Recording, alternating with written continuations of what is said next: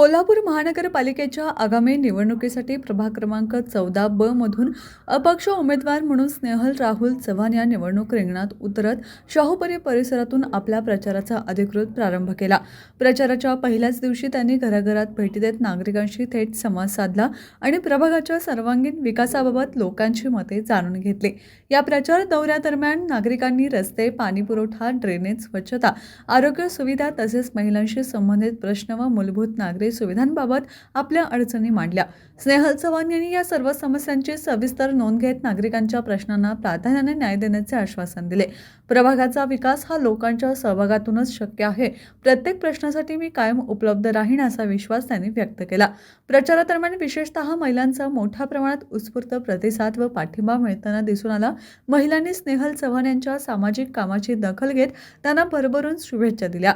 या सकारात्मक प्रतिसादामुळे शाहूपुरी परिसरात प्रचाराला चांगलाच रंग चढला असून प्रभाग 14 मध्ये अपक्ष उमेदवार म्हणून स्नेहल राहुल चव्हाण यांची उपस्थिती लक्षवेधी ठरत आहे।